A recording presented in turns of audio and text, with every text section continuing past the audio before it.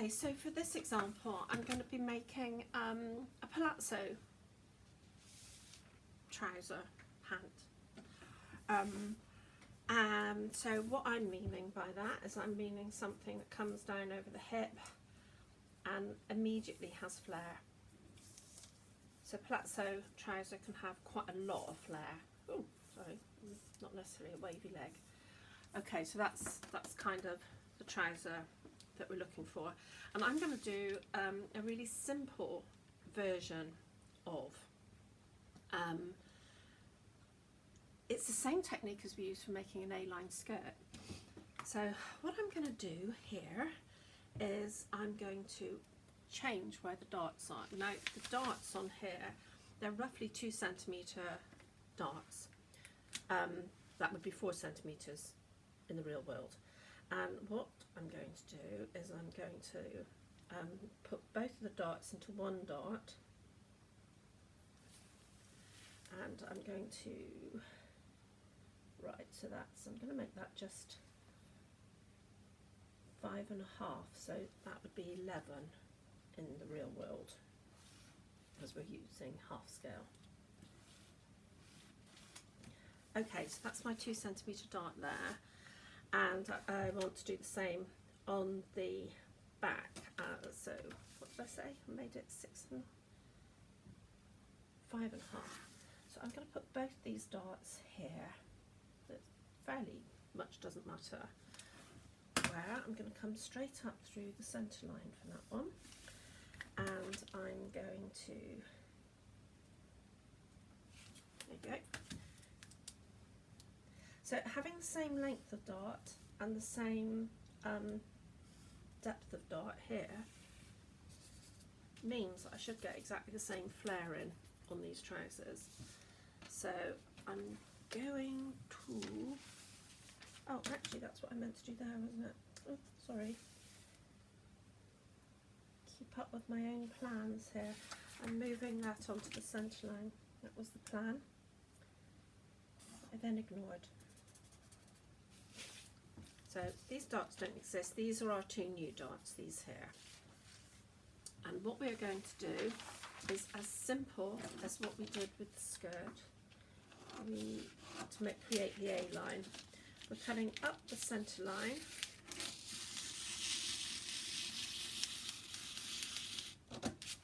to the dart.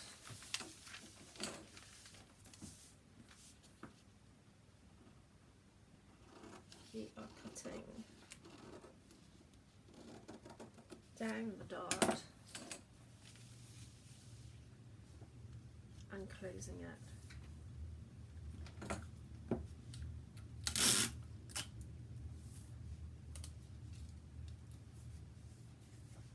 I'm going to do the same on the back.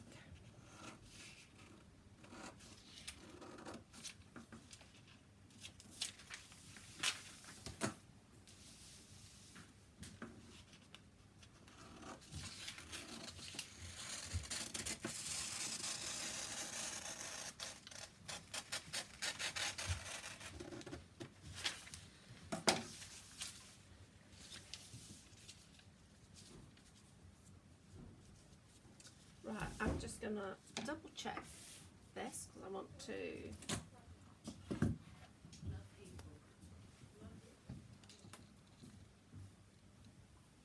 it should be slightly more.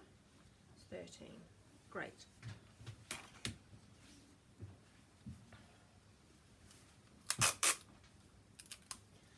So we followed the same rules as we've been following previously, in that whatever we've done to the front, we've done to the back. And this, if you trace around it, will give us a really nice smooth palazzo pant. Obviously for the hem, what you would do, let me just do it on this side. You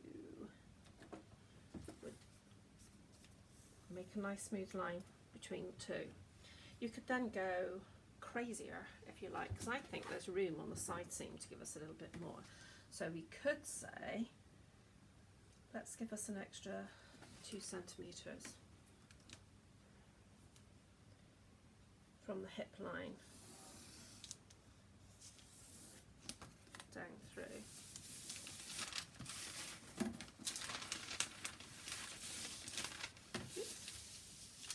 remembering we're going to do this on this also.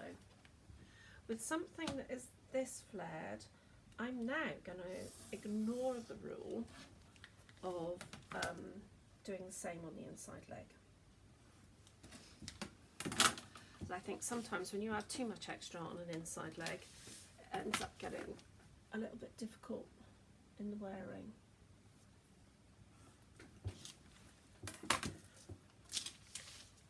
There you go, that would make me a very happy woman. I think that'd make a really nice palazzo pant.